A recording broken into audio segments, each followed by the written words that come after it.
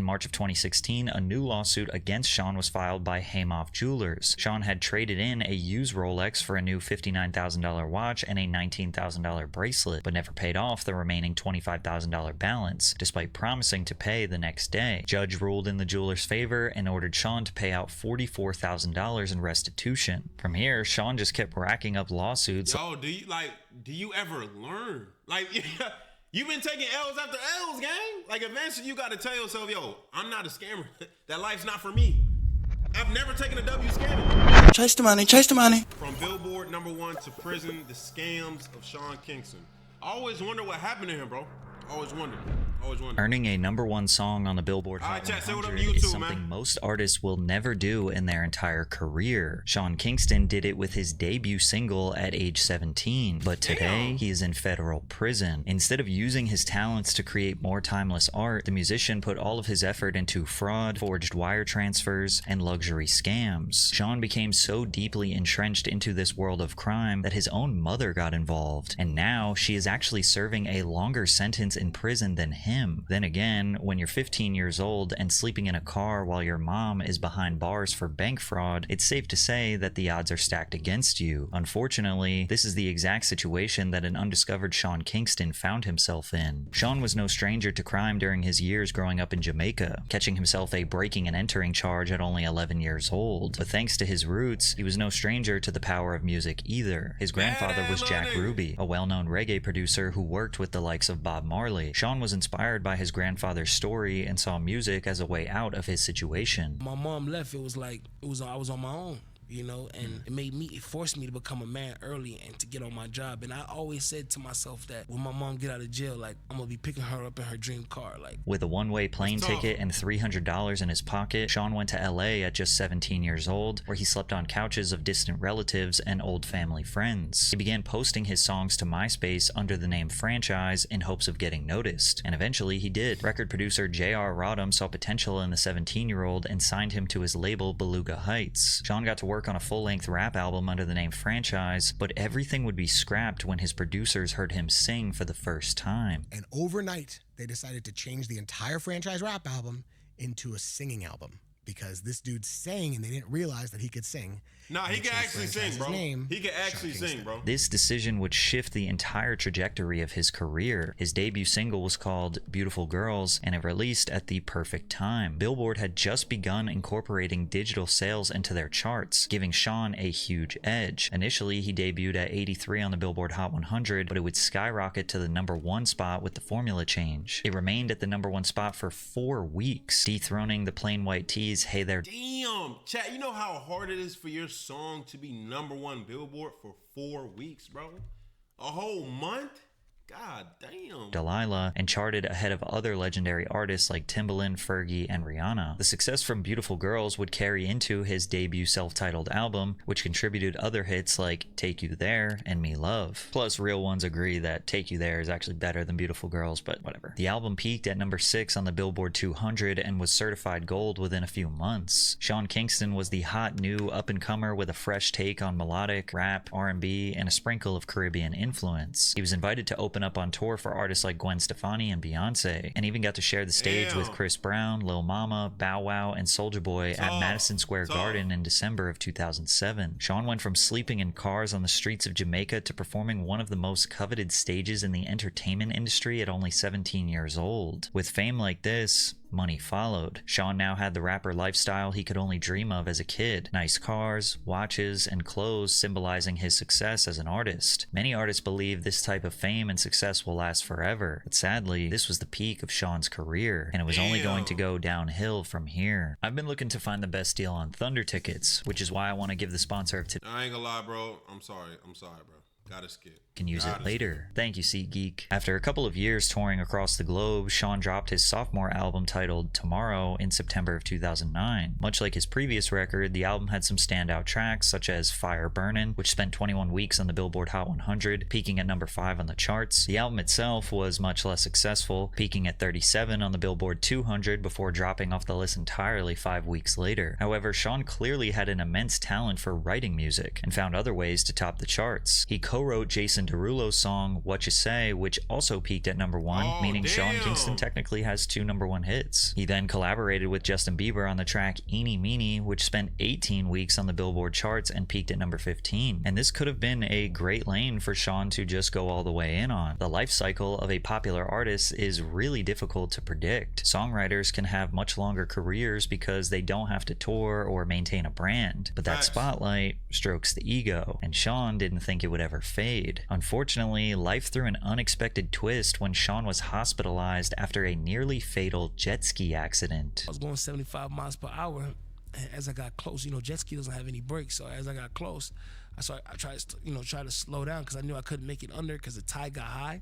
It looked like I could have I could have went under, but as I got close to it, I started noticing that the tide, it was rising up. So I started going 75 miles per hour like that guy,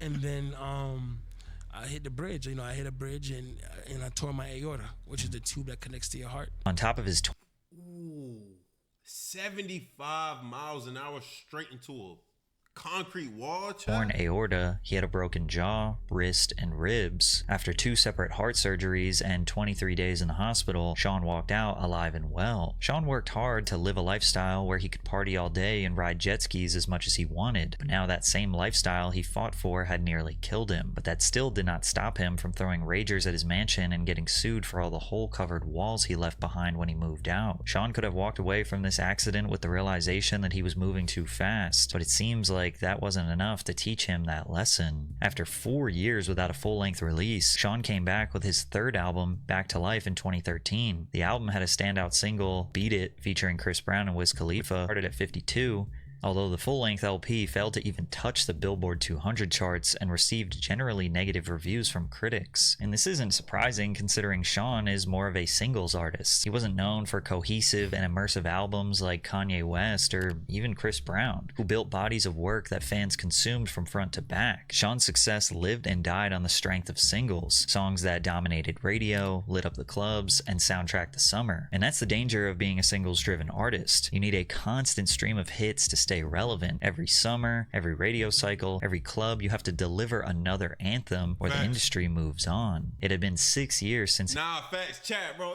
I feel like it's really tough to be an artist, bro. After you go silent for like 2 years, bro, it's like, cause bro, you dead ass gotta drop a hit every like year, bro. You gotta drop a hit every year, bro. You're gonna fall off and everybody gonna forget you, bro. His peak, and Sean was not able to keep up with the modern club sound. But that doesn't mean he was in a tough spot financially or had to go back to sleeping in his car. He had built a lasting legacy and generational wealth for himself and his family. Even then, he still had a loyal audience willing to follow his journey and the skills to continue writing music for himself and other artists. But it wasn't necessarily just about the money for Sean. It was about the status, the luxuries. And now that he was losing that, he became desperate and would embark on a life of crime just to maintain this lifestyle. Early cracks began to show in 2012 when it was revealed that Sean owed over $130,000 to the IRS after failing to pay his taxes in 2009. Of course, rappers and hip-hop artists aren't particularly known for their love of paying taxes. Owing $12 million in taxes? Oh my gosh. Yo, chat, imagine giving 12 mil to the government, bro. 12 mil? I might have to go to another country,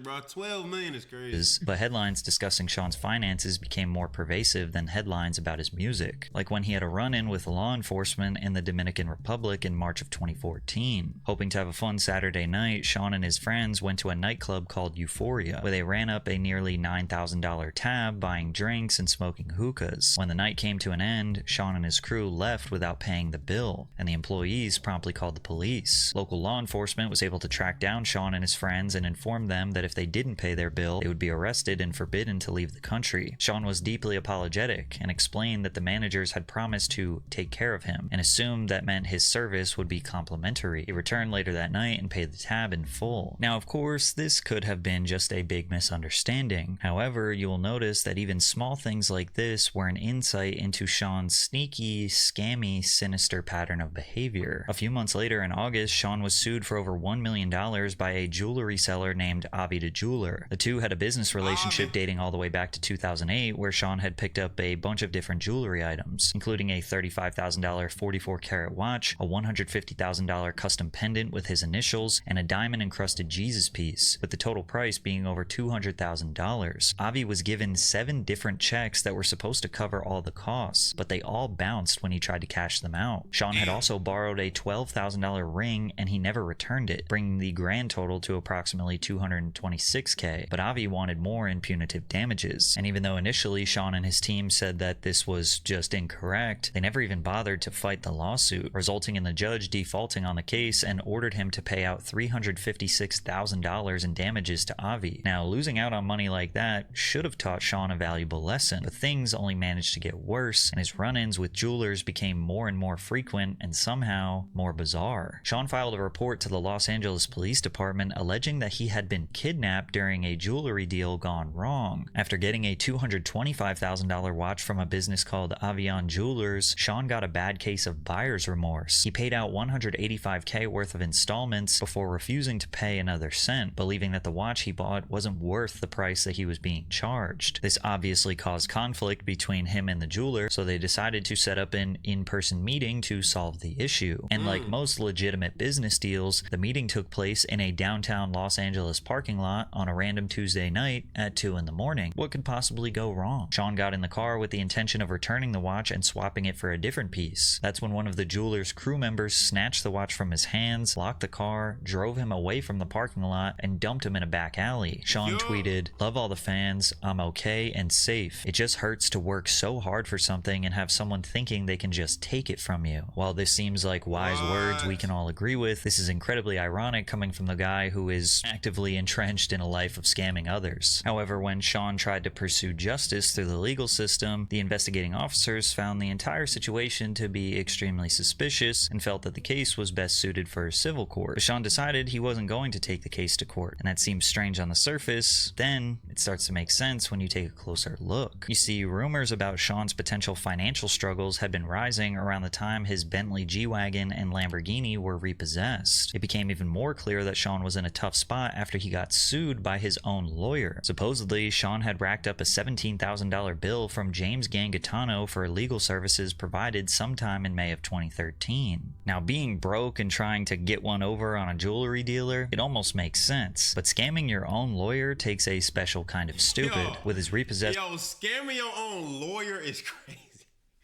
Yo, that's some, I've never heard of that before in my life. Sports cars and seemingly an empty bank account, Sean had hit rock bottom financially. But now he was in too deep. Watching everything he built slip away only inspired him to do whatever he could to maintain this flashy rapper lifestyle. He kept scamming and he kept getting sued for it. In March of 2016, a new lawsuit against Sean was filed by Haymoff Jewelers. Sean had traded in a used Rolex for a new $59,000 watch and a $19,000 bracelet, but never paid off the remaining $25,000 balance, despite promising to pay the next day. Judge ruled in the jeweler's favor and ordered Sean to pay out $44,000 in restitution. From here, Sean just kept racking up lawsuits. Yo, do you ever learn? Like, you've been taking L's after L's, gang. Like, eventually you got to tell yourself, yo, I'm not a scammer. That life's not for me. I've never taken a W scamming. Like that life's not for you, gang. Get back on the mic. Like it was his full-time job. August of 2016, he was sued by another New York City jeweler named Aquamaster, who alleged that he had a $300,000... Bro, why is it all jewelers? What is this man's obsession with scamming jewelers, though, gang? Like, yo, what? $1 tab that had gone unpaid. After picking up 9 different pieces of jewelry, he claimed that his manager would send a wire transfer for the full amount. Instead, they received 2 checks, both of which bounced. Sean got sued by yet another jeweler in April of 2017 who claimed that Sean bought a $46,000 Rolex with 10 grand up front, but sent checks for the remaining amount that also ended up bouncing. I know I'm starting to sound like a broken record with me basically telling the same story over and over again, but that's just the reality of Sean Kingston's life at this point. It had been over a decade since Beautiful Girls had topped the charts, and now the only thing being discussed in interviews were his legal troubles. Different situations as far as your jewelry, right? That, like, of course, all the jewelers seem to always be coming after you with lawsuits and things like that. Like, why is it that they keep on coming after you? Always some tricky stuff to it. Like, what is going on with that? I have paperwork with every jeweler. that I ever did business with. When I go to a jeweler, I say, okay, I want this, I want that, I want that, I want that. Yeah. And they'll say, okay, 350,000. My bad, it'll come to more than 350. It'll come to like 3 something, like 380. I'll give them 350, and they'll say you have a balance, so the rest of the 30,000, you're gonna do in payments. If I'm late on one payment, it's not I'm late on the payment because I don't have the money to pay you. I'm late on the payment because my mom handles my business and she's all over the place doing the main things at once because I don't have a business manager. So when I'm late on that payment, it's not like I can't pay for it. No, the money is there. You know what I'm saying? Like I live in a house, I pay $35,000 a month. That's over $300,000 a year. Whoa. Hold on. 35. Hold on. Money is there. You know what I'm saying? Like I live in a house, I pay $35,000 a month. 35,000 a month for a crib back in 2016. 35. Yo, chat. Yo, 30. Yo, let's just say his mortgage is for 60. It's a 60 month term, right? For 5 years, you paying 35. Or no, sorry, let's say it's 30 years, right? You paying $35,000 a month for 30 years? 30 years? Bro, nah, gang, nah. That's over $300,000 a year. Yeah, you do have an elevator in your crib. I do have an elevator in my crib. So how is Sean Kingston broke? I have 4 properties I own in Port St. Lucie. One in Tampa, 3 in Port St. Lucie, Florida. Like I have money coming in, but it's just that these people are very, very, and no disrespect to jewelers, but they are very, very money hungry, and they only look at clients as a dollar sign, and that's not right. Sean's life at this point is essentially trying to prove to anyone and everyone that he is good for the money. But we know that was a lie. During the court trial with his former lawyer, Sean was ordered to reveal all of his personal financial information. Within these court documents, Sean confessed that he owned no property or vehicles and was currently living with his mother. His bank statement showed one account with only $6.96 and 2 other accounts.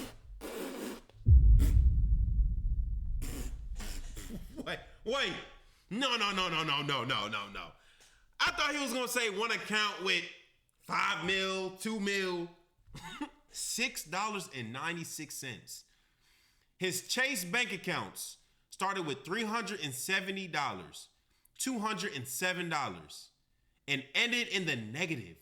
What the yo? His bank statement showed one account with only $6.96 and 2 other accounts that were both in the negative. Sean was broke, but that didn't mean he was exempt from future litigation. A judge ordered— I ain't gonna lie, he's the scammer of the year.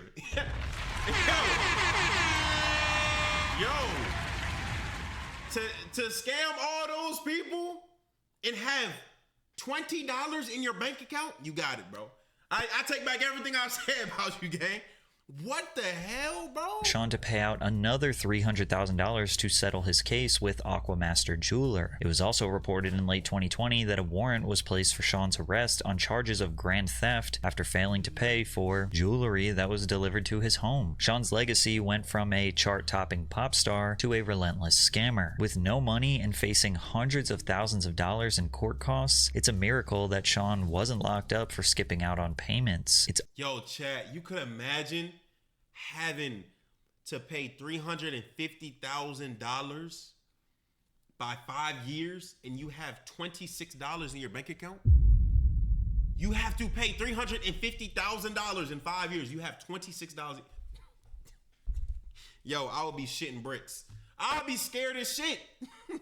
What? Also a miracle that he found a way to get one last chance to turn his life around, but he ruined it. Despite being irrelevant for a decade, he managed to sign a multi-million-dollar record deal with Empire Records. You know what? I'm all cleared up. You know what I'm saying? I don't owe nobody no jewelry. I'm good. You know what I'm saying? Right. I got like I said, I did a $4.2 million deal with Empire. You know what I mean? And I'm blessed. And another thing too, when we talk about like. And as soon as I got that, I started clearing up all this because I ain't want no karma. I believe in karma and I believe in doing. You feel me? So I made sure the first thing I did was just clear up a lot of the stuff that I needed to, Unsurprisingly, Sean's 2022 album, Road to Deliverance, saw no placements on the charts and next to no traction on streaming services. It was an utter failure. And although that stings, he was able to use his record deal money to... This is very interesting builds. It's very interesting builds. I don't know if it's the genes.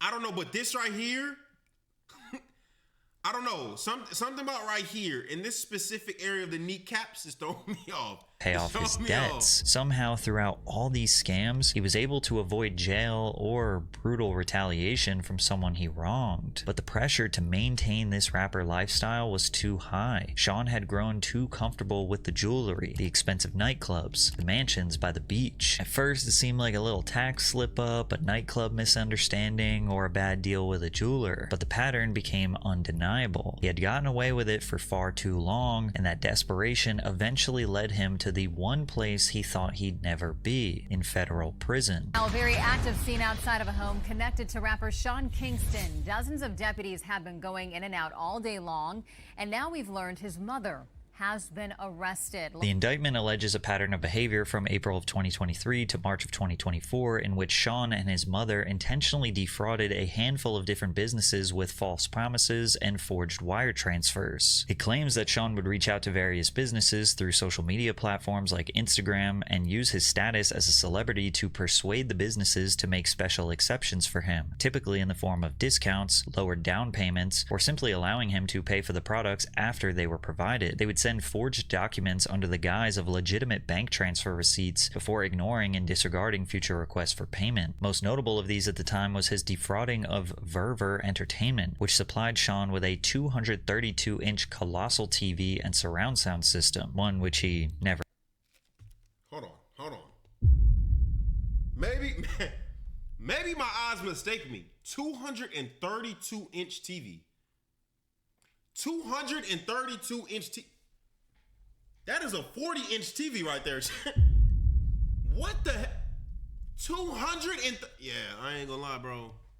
Yeah, yo, what? Paid for. Sean reached out to the company in September of 2023 on IG, claiming he needed the biggest TV they had for his house and claimed it was going to be featured in an upcoming music video with Justin Bieber. Sean told the business owner, Ariel Mateos, "We're gonna go viral and shut the internet down. I hope you're ready. Watch how many new customers you get from doing this with me. Mark my words. Your life is gonna change after this. Watch and see, my brother." The full agreement was for Sean to pay $47,000 upon completion, receiving a social media agreement discount with a smaller down payment of just $30,000. Ariel and his crew began installing the TV and sound system in Sean's home, providing updates over text, and fully completed the project on December 17th. However, as days went by, Ariel tried to get in contact with Sean, but was ignored. On the off chance Sean did respond, he would just make excuses and try to brush the conversation away. Ariel was growing rightfully impatient. Not getting paid for your services would be more than enough to frustrate someone, but he also needed to pay his manufacturers for the materials used for the TV, and he was running out of time. Eventually, Sean sent a document that appeared to be a bank transfer for $40,000, although this was still $7,000 short of their agreement, but it didn't even matter anyways because this document was completely forged and the wire never hit Ariel's bank account. Sean invited Ariel and his team over 2 separate times to pick up a check for the money, but turned away both times by his cousin, who claimed that no one was home. Ariel was in frequent contact with Sean's mother as well, who was also being difficult to work with and delaying payment. After over a month, countless false promises, and $47,000 left unpaid, Ariel's patience had officially run out. He writes, "I'm suing you all. Sean is a scammer and not a very smart one. My lawyer has everything ready to file. I'm suing everyone and we will make it public. There are no more chances. You won't play with our time anymore. You will pay up to the last penny, the full price of the screen, without any discount, as you also breached the part where you were supposed to promote and advertise for us. We trusted in Sean. We waited more than we should." And while Ariel was filing that lawsuit, Sean would get wrapped up in another one for doing basically the exact same thing. In March of 2024, Sean reached out to Andriy Nikolenko asking to purchase a watch listed at $342,000. He promised to pay with a wire transfer the same day he got the watch, and Andriy generously offered him a complimentary Rolex watch on top of the Richard Mille he was purchasing. Sean also mentions that he was shooting a music video with Justin Bieber.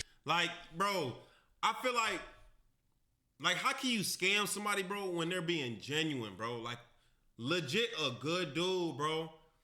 Like, bro just gave you a Richard Mille, and he said, you know what, I'm gonna give you a Rolex, and you still scam him, bro. Like, the Richard Mille he was purchasing. Sean Damn, also bro. mentions that he was shooting a music video with Justin Bieber, suggesting that he possibly would be interested in shopping with the jeweler. And at this point, Justin Bieber's got to sue Sean Kingston as well. Bro worked with him one time 15 years ago, and he was scamming people for TVs and watches over it. Sean was excited about the potential business relationship he was creating and called Andre a brother for life, offering loyalty and promising to take his company to the next level. He even promised that Justin Bieber would be purchasing stuff from his store that weekend. He even went as far to promise that Sean would only purchase watches from him moving forward, but of course, this was all a lie. Sean decided to put in orders for more extremely expensive watches, bringing the grand total to $480,000, which Sean's mother supposedly paid for by providing proof of a Bank of America transfer statement. Take a look at Sean's manipulative behavior here. You can see he's making demands to make sure the watch is perfect. But bro, please let this watch fit tomorrow, lengthwise. Dealer says 44mm will be there tomorrow. I know, I'm saying I hope the links fit my wrist size, brother. Dealer says everything will be perfect. Then he lets Sean know that he needs the money so he can pay his suppliers, because they will not provide him with watches anymore if he doesn't pay them. Sean says, King, I trusted you. Please do the same. Please, I won't let you down. I believe in God. Payment will not be— nah, putting God in it, got it, bro. Putting God in it, got it, gang. Bro, if y'all notice, all of the stuff he's scamming about is like materialistic shit, bro. Like, having a true obsession over materialistic shit is dead ass a drug, bro. Like, that's just insane. an issue. I got you. I told you this from the start. I'm with you, Papa. You're my brother. I will never hurt you. Bring my AP tomorrow and we'll close it out tomorrow. Mom and Ryan will pay you. Love you for life. See you tomorrow. All right, see, okay, but at the same time, bro, if I'm selling a watch to somebody, right, I'm not handing you the watch until I see the money in my account. I'm not giving you nothing, bro. I'm not giving you nothing, bro. Like, there's no favors, no, bro. I'm not handing anything over till I see the bread in my account. Tomorrow. This is the type of relationship that Sean had with Andre and probably all of his other jewelry dealers. And much like all the others, Andre finally had his tipping point. He said, listen to me, tell your lawyer and don't forget to pay him. Soon you'll be talking to him through bars, asking him to defend you from federal charges. Your mama gave a fake bank receipt and you are holding watches that don't belong to you. There are 3 cases already, so the next step is the media and the news. You messed with the wrong people. Seemed like Andre had finally found out that Sean had 3 separate cases against him that were already pending from him scamming all these different people. These cases are all extremely similar in nature. You know, he's promising to work with Justin Bieber, he's promising promotion, and he's saying, oh, I'm a millionaire, I got you, oh, I love you, you're my friend, you're my brother. So I'll spare you all the tiny details, but this is kind of the spark notes. Sean sent a receipt from First Republic Bank totaling $50,000 for a vehicle. He sent a $285,000 Bank of America receipt for a watch, and a nearly $160,000 wire transfer receipt for another luxury car. All of these documents were fake, and all of the victims filed lawsuits. Sean even scammed a company called Murray out of an $86,000 custom bed. When Sean was running out on bar tabs and sending bounce checks to jewelers back in 2014, you could have made the argument that they were just simple mistakes. But now it was clear that Sean wasn't just forgetful or unorganized with his finances. All of this was calculated. This explains why the raid didn't just end in arrests. It resulted in hundreds of thousands of dollars worth of stolen goods being removed from the home. Sean knew what he was doing, and he thought he could get away with it forever. The investigation also allowed authorities to search through both Sean and his mother's phones, revealing their behind-the-scenes operations. So if you still had any doubt that any of this wasn't intentional, this will easily put those thoughts to rest. His mother writes, lawyer said if one more jeweler says anything, they will treat it as a criminal case. You owe 4 new jewelers and ain't got no money for no more. Please do this last one, mother. I'm gonna give you other watches back. But I don't have money to pay, dude, Sean. It's $120K. What's up with you and all this jewelry, bro? Focus on your craft. All 36. Facts, bro, facts. Facts. And you involving my dukes? You involving my dukes. She literally just said, what's up with you and this addiction for jewelry, bro? Focus on your craft. Like, yo, bro, I don't understand it sometimes, chat. I don't, bro. When people get put into the spotlight and they have millions of dollars, millions, and they just throw it away, bro. Like, it's greed. It's dead ass greed, bro. You can buy anything you want, bro. But instead, you want to be greedy, save what you have, and scam, bro. Like it just don't make sense to me, bro. It's 120K. What's up with you and all this jewelry, bro? Focus on your craft. All 36 songs got to be turned in by December 31st and you only have 18 while you're worried about watches. These conversations give a good look into the dynamic of Sean and his mother, allowing us to speculate on how they got to this point. I find it hilarious that even his mom is like, all right, we gotta chill, bro. Like, get in the booth, bro. Get in the studio. Make some songs. Then again, She dead ass like, come on, nigga, lock in, bro. and considering Janice's previous convictions relating to bank fraud and filing false documents, she may have been running the show. She knew he was clearly addicted to scamming and acquiring all of these luxury things that he did not need, but since she was highly experienced in forging documents, she helped him get his fix. Therefore, she's complicit and just as guilty as him. She worked with two individuals named Mark Mosqueda and another named Ryan Music that she facilitated these forged documents with. Within these conversations, she made her intentions very clear with her doing shady business. Can you do this receipt so I can have them leave me the F alone? Do Bank of America, 285K. It's my people, just to shut him up. The evidence couldn't be any more clear. Both Sean and his mother Janice willingly and intentionally scammed a plethora of different business owners with false promises and forged documents. They were found guilty for a heap of different financial crimes. Janice was sentenced to 5 years in prison with 3 years of probation, and Sean was sentenced to 42 months or 3.5 years behind bars. A heartbroken Sean Kingston burst into tears as U.S. Marshals took his mother into custody, begging them to protect her. Sean's legal representation chalked up the situation to his ignorance on money management and claimed that he was addicted to buying jewelry. Of course, none of these are valid excuses. When you're addicted, you go to rehab. When you have a lot of money, you hire someone to help manage it. And when you have no money, you either cope with the fact that you can no longer afford luxuries or you go get your bread up. Time and time again, he lied to people's faces, scammed hardworking business owners, and forged documents just to surround himself with meaningless possessions. Watches, chains, giant TVs, luxury beds. It was about ego, about clinging on to an image he could no longer afford. And because Sean built his life on exploiting trust for shallow status symbols, it's no surprise that nobody cares about his downfall. So when he finally landed himself in jail, it wasn't shocking, it wasn't tragic, it was the inevitable conclusion of someone who got exactly what they deserved.